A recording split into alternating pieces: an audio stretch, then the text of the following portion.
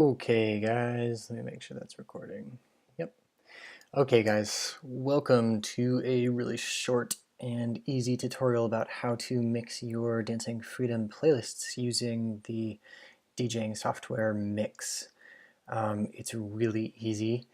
Um, I'll show you exactly how you can do it, and once you figure it out, you'll be able to do it for any other mixes you want to make. And it's a good thing to do if you want to graduate out of iTunes and into just mixing all of your music together before you start teaching your Dancing Freedom classes, or if you want to like upgrade to making actual DJ mixes and not just using the crossfade feature of iTunes for your classes. And it's just a little fun skill to have.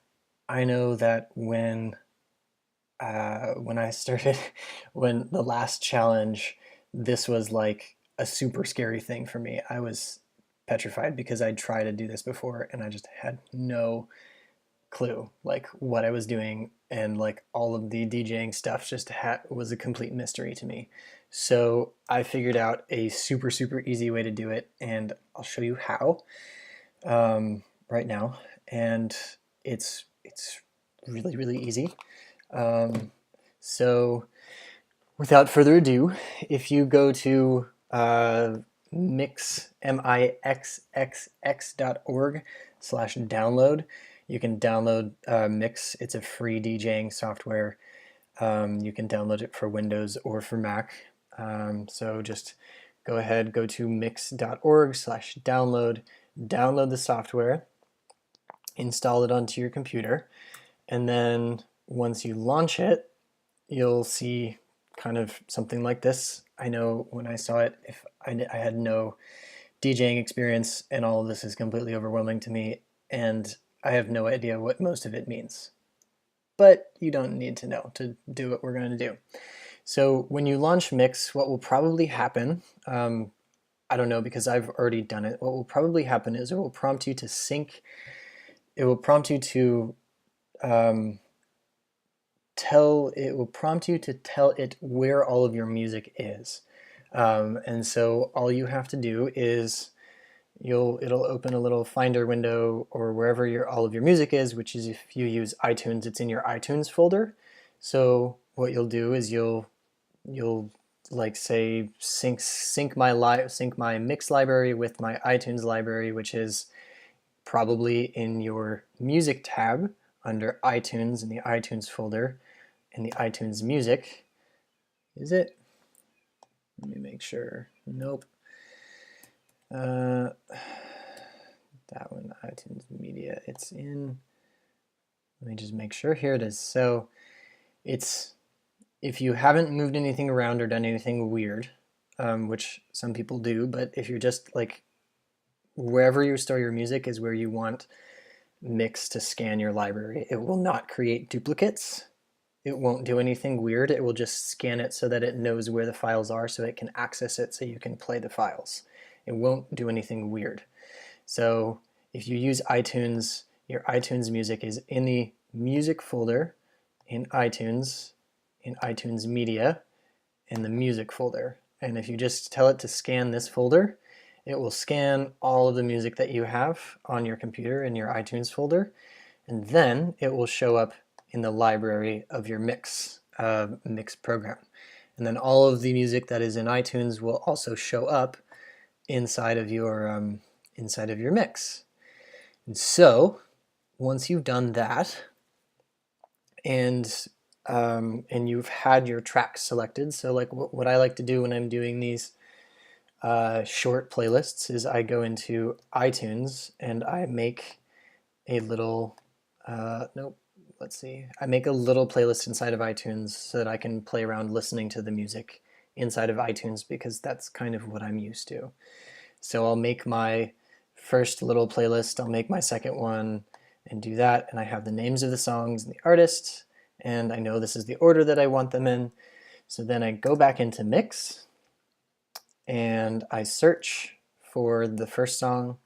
This is Outside by Alix.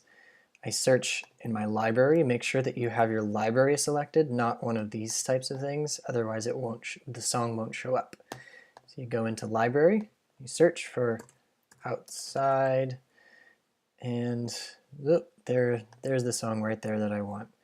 So that's the song I want as my first song in my mix. So I will right click it and add to playlist. If you're on a Mac, a right click is either a 2-finger tap if you have tap touch on your trackpad if you're using a laptop, or it's a right click on the mouse, or it's a command click and it gets this menu. And then you scroll up to add to playlist and add it to the playlist you want, or create a new playlist, which would be like Earth 5 or something like that. Then click OK. And then you'll see it pops up in the little playlist section right there. And you just have it. And then you go back to the library and you search for the next song. So the next song is Approaching Ends. So Approaching Ends. And search. There it is. And I think you can just click and drag it now too. So you can do that. There it is. It shows up. And once you have all of your little playlist made, so it's there, you have it inside, you have it set up inside of Mixxx, then you select all of them and drag them over to this AutoDJ feature. That's the cool thing. And it will show up inside of the AutoDJ. And this is where, so bear with me. I haven't done this in 3 months, so just bear with me if I have to like figure it out again. Make sure, the first thing to do once you drag them into AutoDJ is to make sure they're still in the appropriate order. If they're not, reorder them into the order you want. You can set the crossfade here. So if you want it to be a little bit longer, you want it to be a little bit shorter, you can change that there. And then click Enable AutoDJ. Well, don't do that, actually. Hold on. How do I stop it? So that play button is the stop. So enable the AutoDJ. And then, hold on a second, because there's a way to make it record. Hold on.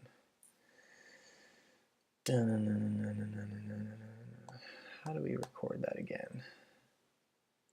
Samplers.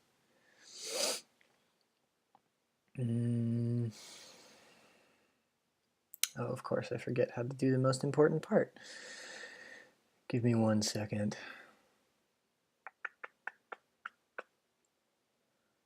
Oh, where is it?